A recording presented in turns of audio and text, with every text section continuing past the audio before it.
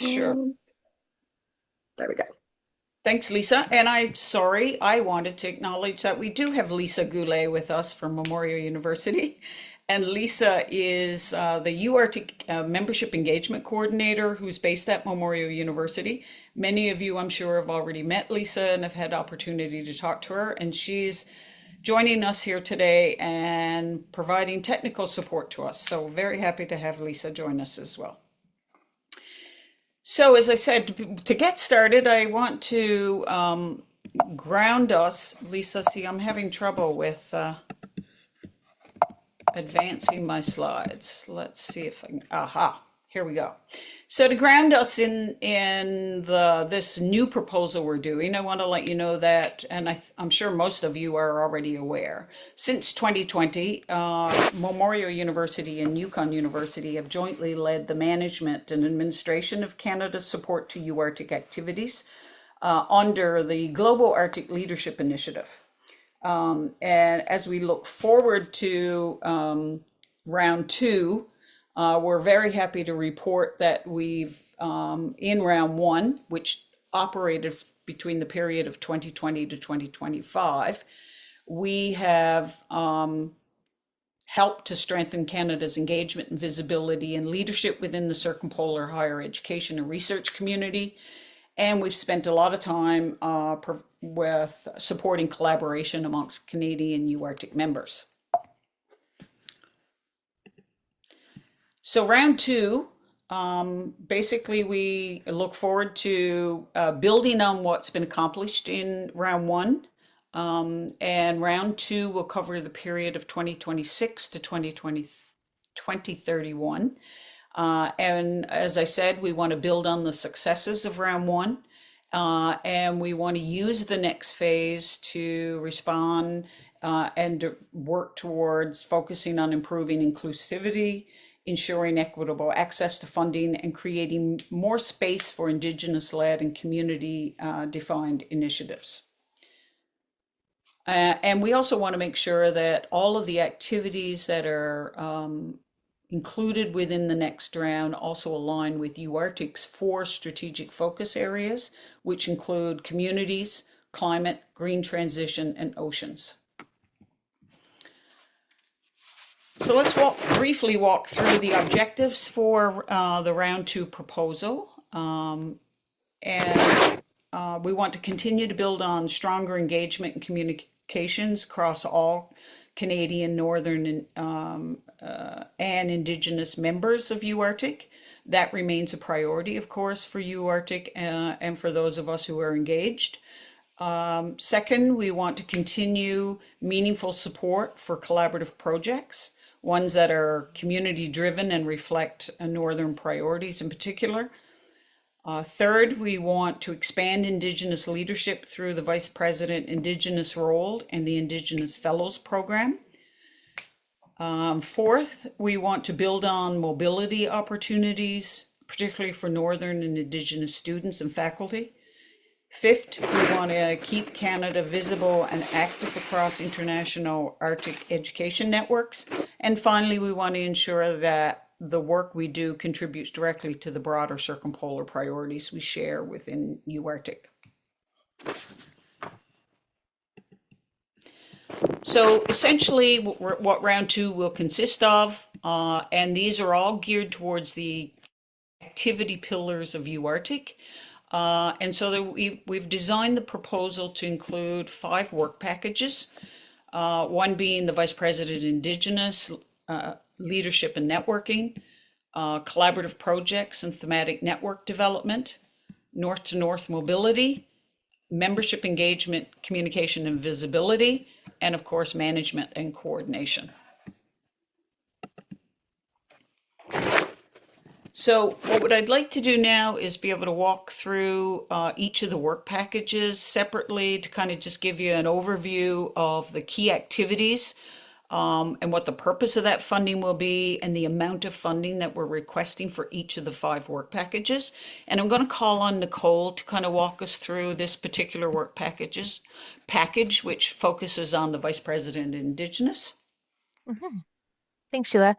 Yeah, so the first work package that we're submitting is the like Indigenous leadership like suite of activities, I guess. The VP Indigenous is a role that we have kind of hosted in one way or another. At Yukon University. Sometimes the VP Indigenous position sat at a different institution in Canada's North. It is something that we're keen to keep moving along and support in a different way in this round of funding. The key activities under this work package would be to continue the work that Memorial was doing with the Indigenous Fellows program. So we would pick that up in the second year of funding, and there'd be funding for 2 Indigenous Fellows. We'd be continuing the work that was completed in the first round with the VP Indigenous position, mostly looking at kind of reconvening the Indigenous Advisory Board, developing, terms of reference, and to really ensure that centering of Indigenous voices is a priority in UArctic. The position is not filled at the moment. So with this funding, we'll be looking at recruiting somebody for that position from a Canadian UArctic institution. We're looking at 1.6 million over the 5 years of funding, and a lot of that funding will go towards enhancing the position from what it was before, and also providing support for convening the actual advisory board, so with travel and things like that. And Nicole, if you don't mind me saying, just to add on to the detail that you just Yeah, provided, and for information of those of you who are not aware, the VP position we found was funded in the previous or the current round, I should say, yeah, in the first round, so only part-time. And yes. this is crazy. So I don't know if you want to speak to that point. Yeah, sorry, I kind of said it in a weird way. I was like more fully, but yes, no, it's so we did the position was not fully funded in the last round, and so what happened last time is that the VP Indigenous was uh actually quite minimally supported in terms of the actual position. So it was the last VP Indigenous for UArctic was actually our one of our associate vice presidents of reconciliation, and the VP Indigenous piece was something that she did in addition to the role here, and that was the format that we had even when it was at other institutions. But what we're looking at this time in order to be able to complete this really important work is actually having somebody who would be a full-time person who would be dedicated to this work and to be able to see through the big ideas that were thought of in the current round of funding. So to be actually funding for a full position and travel and support for the convening of the Indigenous Advisory Board. Is Good. that Yeah, that's good. Thank you. So the next work package is the collaborative projects, which we refer to as the UArctic project funding. This involves an annual call for collaborative project proposals. And this is a package is all about supporting collaborative and community-driven research and education projects. And there are 2 main streams in this work package. We have had a relationship development fund, which is essentially provides small grants to help people build relationships and get new ideas for projects off the ground. And this fund provides up to $15,000 per project. We've generally funded them in the current round for the period of 1 year. Although the slide says we're still going to continue to fund them for 1 year, we're actually recommending change that we would fund them for $15,000, but projects or relationships have up to 2 years to actually develop fully. And it will help to support travel, meetings, and partnership building activities, essentially. The other stream within this work package is the Collaborative Research, Education, and Engagement Fund. And there will actually be two substreams in this one. One for, and this is new in this, we're proposing in this round, the next round, that it would be up, we would fund up to 6 projects that could operate over the life of the contribution agreement, which would be 5 years. And so we would provide up to $100,000 per project in the first year of the next round of funding. And so we'll fund up to 6 projects. And then we'll continue to fund the $40,000 projects, which can operate from 1 to 2 years, and they support work of thematic networks, curriculum development, field courses, and community-based research. And the fund, we've asked for an increase in funding in this for this work package to accommodate those $100,000 projects. So the amount of funding in the last round, we had $1 million. In this next round, we're requesting 1.7 to accommodate and support this package. And the next work package is over to Nicole again to talk about North to North and mobility. Hi, yeah. So the North to North mobility work package is very similar to what we had been operating under for the past 5 years. I think we've seen a lot of really great success with it. It's grown. We've been able to pivot when we need to really make sure that we were achieving our goals that we set out in the beginning. And the new proposal for funding is very, very, very similar to what it was in the original funding proposal. We're going to be focusing on Indigenous and Northern students, just like we always have. The definition of Northern Northern students kind of is going to be a little bit more broad. I think there's going to be some of the northern institutions in the northern province.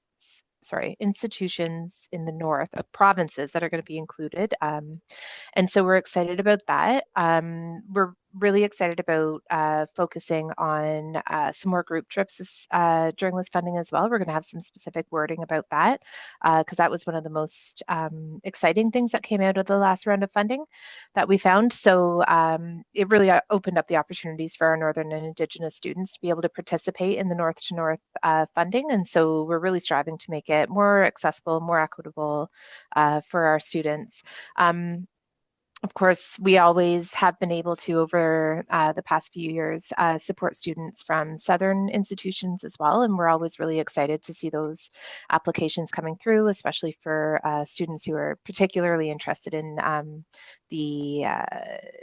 focusing their studies on the issues that are important to UArctic and important to Canada's North. The only kind of change to this program is that in the funding, we're actually suggesting the coordinator role is a little bit more. So in the past, it's been a half-time position. Now we're looking at a 3/4 position, and that position would be actually supporting the other elements that we fund as well. So the fellows and also some administrative support for the VP Indigenous. The funding will still be for staff and faculty travel opportunities as well.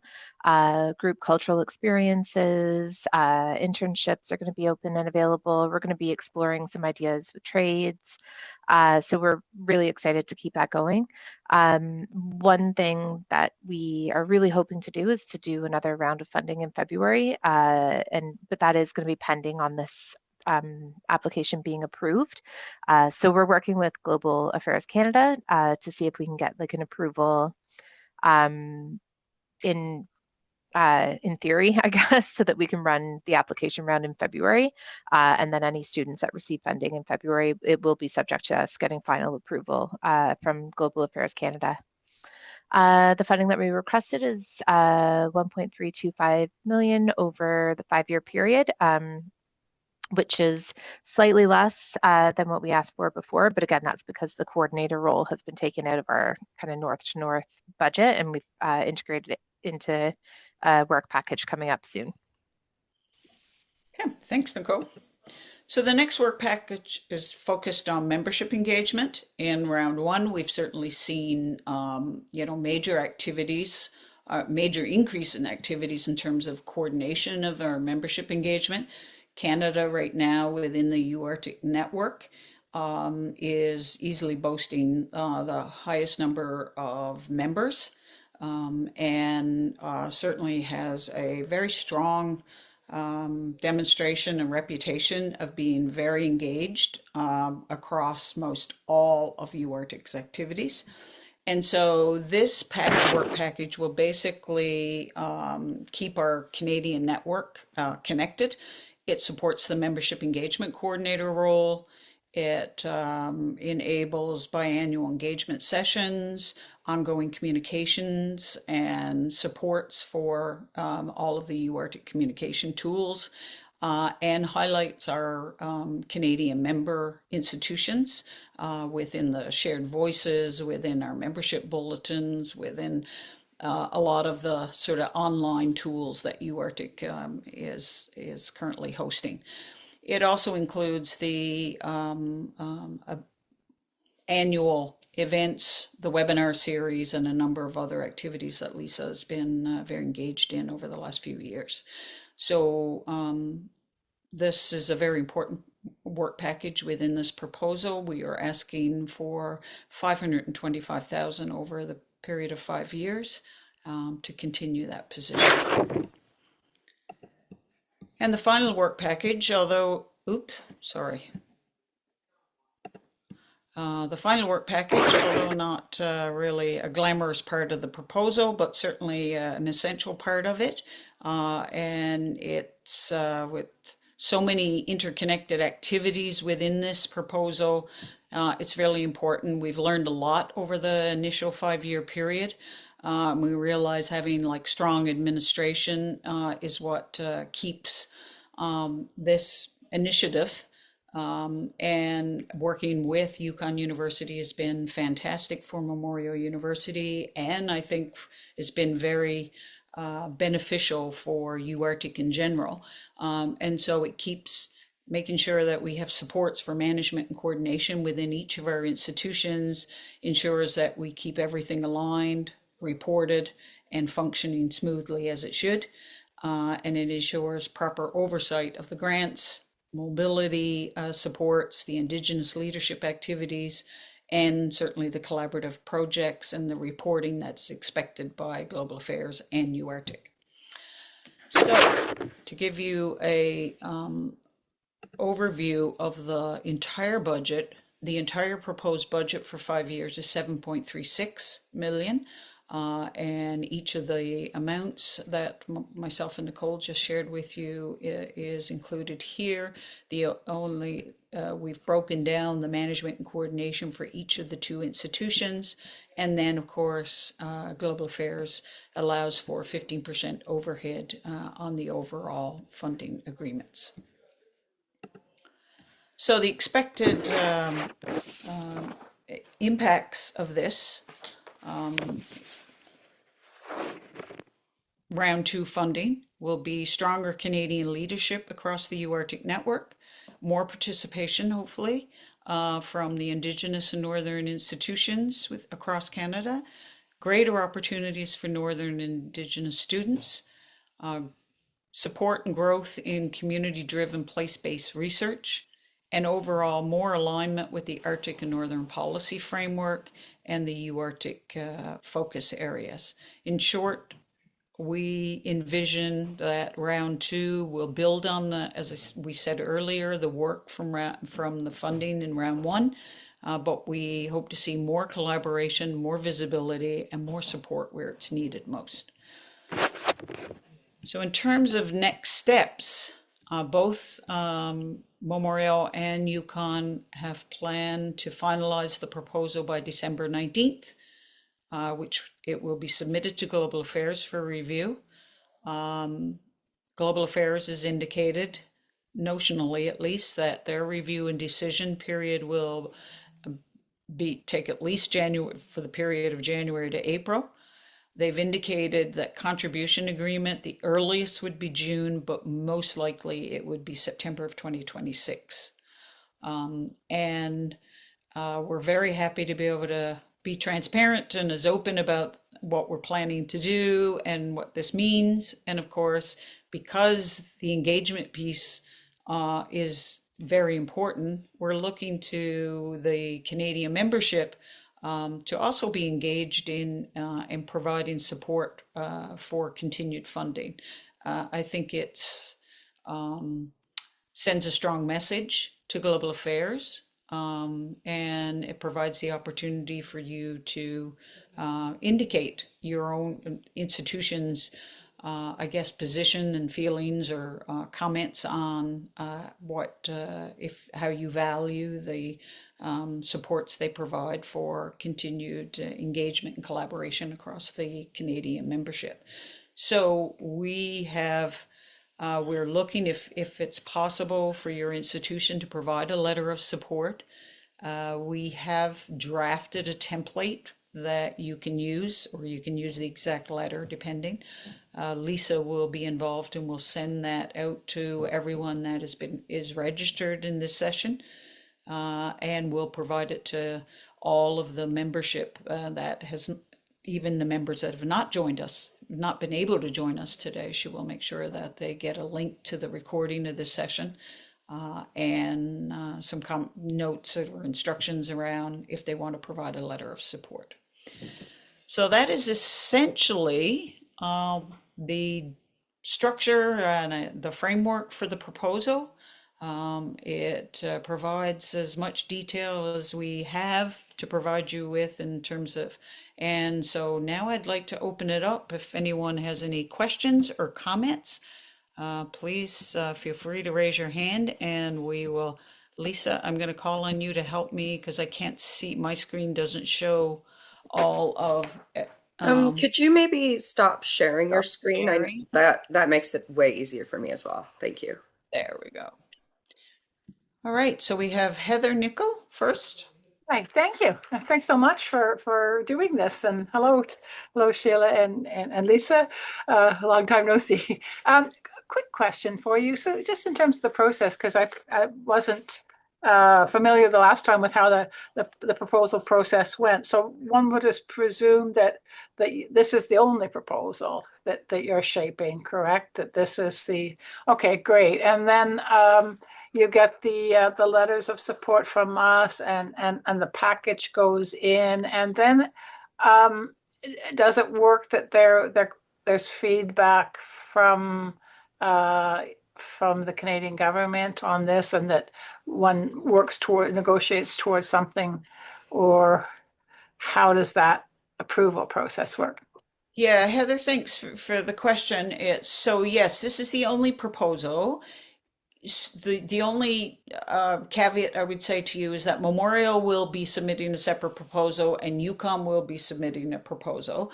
But we've talked a little bit, not a great deal about this, but we think if we could provide letters, like the same letter that your institution, for instance, provides a letter of support, we could each provide that letter so that Global Affairs realizes that the letters that are being submitted are covering both proposals, not one separate for Memorial and one separate for, I don't think that's necessary, but I'm certainly open to suggestions. And yes, the intent is we would submit the proposal, there would be review and discussion with Global Affairs, and then there would be a negotiation period for the contribution agreements. Does that answer your question, Heather? Yeah, good. Okay, I have Nikki first and then Stephen. Hello, everyone. My name is Nikki Ashton. I'm the Associate Dean of the Faculty of Arts, Business and Science at University College of the North, based in Northern Manitoba. And I know our VP academic, Helga Bryant, is on the meeting as well. And our Dean from our faculty is also tuned in. We really appreciated the opportunity to engage in today's meeting, and certainly keen to support this proposal. We had a great presentation from Nicole and Lori not long ago about the North to North initiative, and we're really keen to jump on that bandwagon. We think especially those that model that looks at sort of shorter group trips for faculty and students would be a model that would work really well for the students and programs that we have here in Northern Manitoba. So we're certainly keen to tie into that somehow. And since we had that meeting and we've shared it with faculty, and a number of folks have been quite keen on engaging in terms of that the specific north to north, but we certainly want it to be broader to the UArctic. And just in terms of and I think sort of maybe in the direction of a bit of what Heather was bringing up. So quite concretely, what can our institution do to let Global Affairs know that we support this proposal and obviously share our interest. I think especially on all fronts, but including the north to north piece. Well, Nikki, thank you. Great having you and Helgi, I think you said? Helga, yeah. Helga, sorry. I'm glad that you're both here. Happy to see both of you joining us here. Certainly the letter of support will be very valuable, I think, towards the proposal. But I'd also suggest, I know when we were in negotiations and discussions, not as much negotiations, but certainly in the early days of discussions for the first round of funding with Global Affairs, there were many of the member institutions that had been meeting with Global Affairs on different issues, but had the opportunity to talk to them about their engagement in UArctic. So any opportunity to talk to your MPs, to representatives of Global Affairs, that would be fantastic if you could highlight, your engagement and your support for the continued funding would be very useful. Okay, thank you for that. And I was wondering if you'd be able to send out who the contact at Global Affairs or who best to direct that communication to. And Sure, I will make sure that's done. Yeah, Lisa will include that in her email. Great, thank you very much. Thank you. Stephen.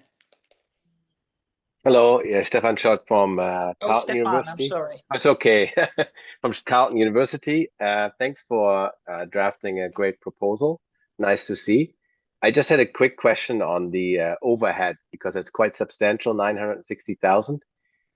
Could you elaborate a bit more if that will flow back to UArctic, your proposal, or how it will be used at Yukon and Memorial University? I know at Carleton University, a certain amount flows back to the principal investigator. So I just wanted to know how this works here. Yeah, good question, Stefan, and I appreciate it. Thank you for raising that. So in the first round, it's been generally used with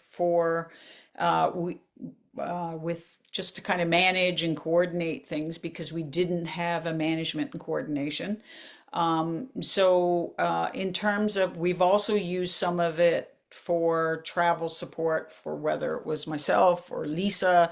Well, although not that much for me as much. And my salary was not included at all in the first round so Memorial covered entirely all of the costs associated with my engagement. And so going forward, my salary will be included. Some of that will come from overhead, some of it will come from management and coordination. Lisa's salary will be in one of the work packages. And then, I'll allow Nicole to speak to what the plan is for Yukon. And so we have not, in the first round, we did not roll it back to, for research. But there's been special circumstances where we got requests, and so sometimes we took that from overhead to go towards some special request. So that's as much detail as I have at this point, Stefan. That's very helpful, yeah.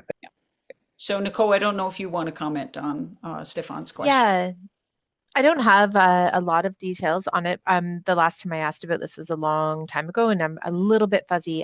But in terms of the overhead, as I understand it, does cover things like space and making sure that we have what we need here to be able to support the program. our budget officers, like the administrative costs that, we wouldn't be paying salaries for necessarily, but I certainly need support from the university to be able to do the work that we do here. So I think a lot of it does come down to like administrative support and space and things like that to help us do the work that we're doing.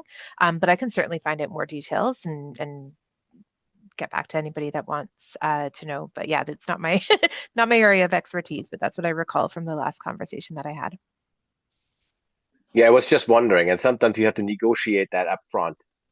I find because once the money flows, all of a sudden it disappears or so. Yeah.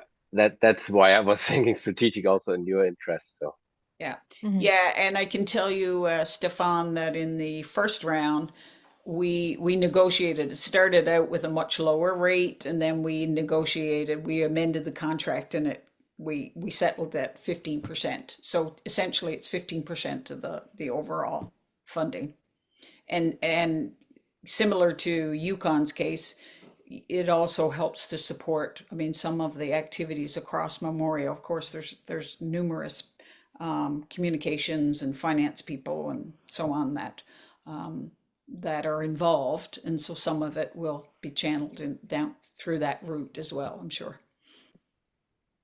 Any other questions? There is a question in the chat. Is travel fund not going to be included in the proposal as part of the galley funding? Good question, and thank you for raising it. The travel fund will continue to similar amounts as we did in the first round, which was up to 100,000 or 120,000, I think it was. So it's been included this in round 2 as well. So it will continue. Aaron.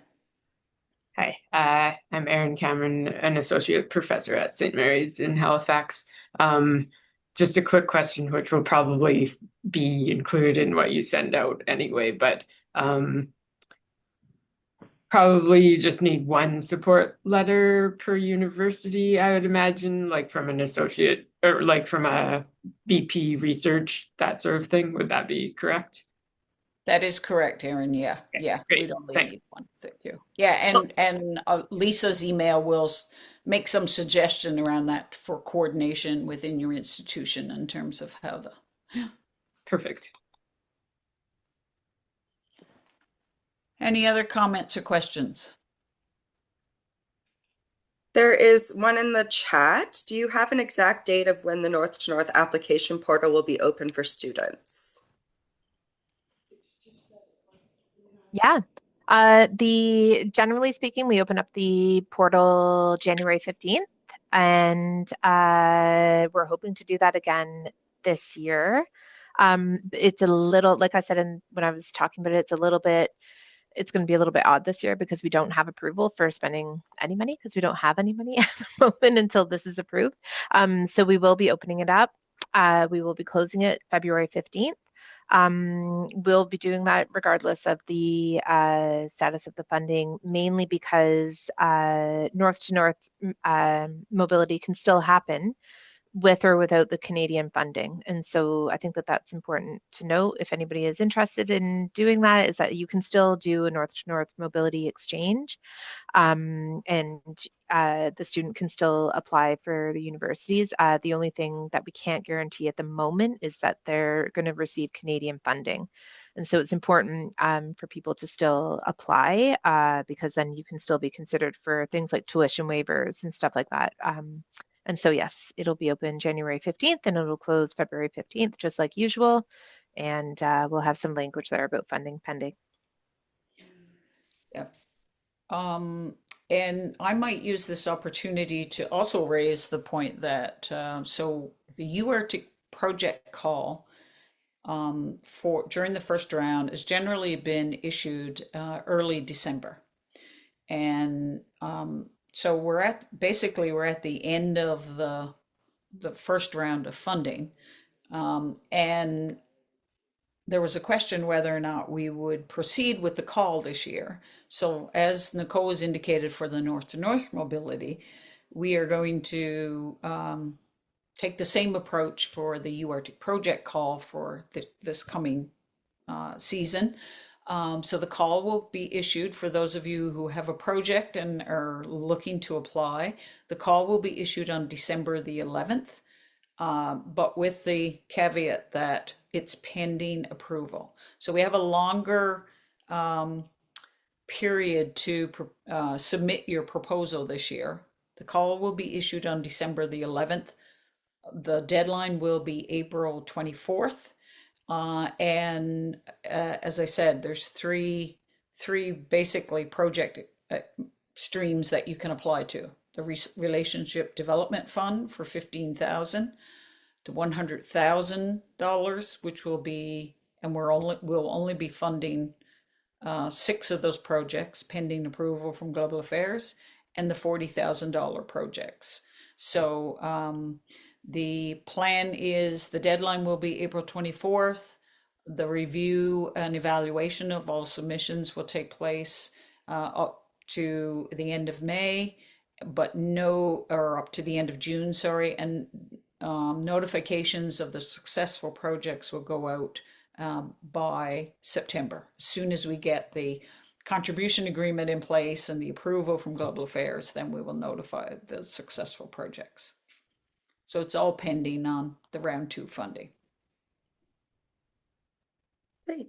There's another question in the chat. Once the call for applications is released, would you consider offering an info session to help interested applicants to gain a better understanding of the program parameters? Absolutely.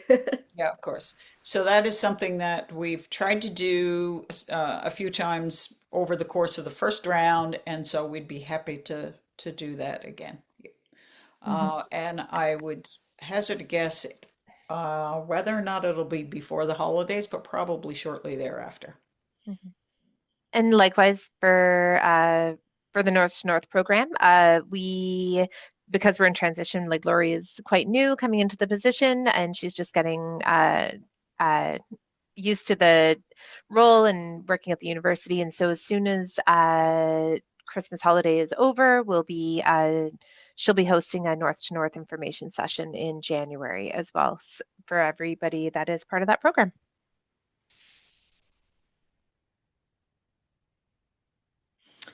Okay, any other questions, comments? Well, I want to thank you all very much for taking the time out of your day. We have a very snowy, stormy day here in Newfoundland, and many of the Memorials campuses have been closed all day, actually. I see Sylvia is on, my colleague Sylvia in Labrador, so I don't think it's as stormy where you are. Is it, Sylvia? We have a sunny day. Yeah, it's great. I love it.